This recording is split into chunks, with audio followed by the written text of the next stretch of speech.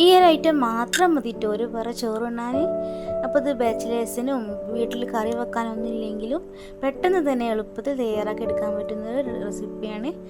അപ്പോൾ ഇതുണ്ടെങ്കിൽ ഒരു കറിയുടെ ആവശ്യമില്ല കേട്ടോ. നമുക്ക് ചോറ് കഴിക്കാനായിട്ട് ഒരു പറ ചോറുണ്ണാൻ ഈ ഒരു കറി മാത്രം മതി. വെറും 1 മിനിറ്റ് മതി കേട്ടോ ഈ ഒരു ഐറ്റം തയ്യാറാക്കി എടുക്കാനായിട്ട്. അപ്പോൾ നമുക്ക് എങ്ങനെ തയ്യാറാക്കാൻ നോക്കാം. അപ്പോൾ ആദ്യം തന്നെ ഞാനൊരു ബൗൾ എടുത്തിട്ടുണ്ട്.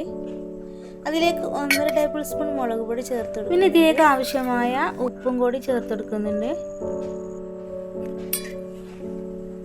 അതിനുശേഷം ഇത് നമുക്ക് മെയിൻ ഇൻഗ്രീഡിയൻസ് ആയ നമ്മൾ പുളി പിഴിഞ്ഞ വെള്ളമാണ് ഇതിലേക്ക് ചേർത്ത് കൊടുക്കുന്നത്.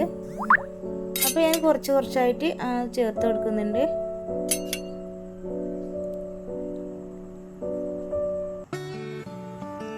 അപ്പോൾ ഞാൻ മുഴുവനായി ചേർത്ത് കൊടുത്തിട്ടുണ്ട്.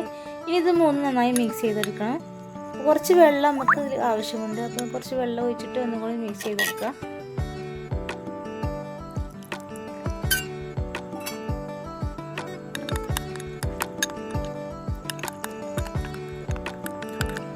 വളരെ എളുപ്പത്തിൽ തയ്യാറാക്കി എടുക്കാൻ പറ്റുന്ന ഒരു റെസിപ്പിയാണ്.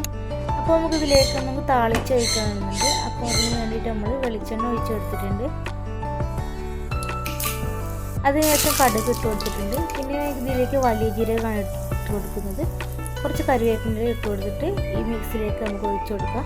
അപ്പോൾ ഞാൻ നന്നായി മിക്സ് ചെയ്തെടുത്തിട്ടുണ്ട്. ഇത് കണ്ടാൽ തന്നെ അറിയാം ഒരു പറ ചോറുണ്ണാൻ ഇത് മാത്രം മതി.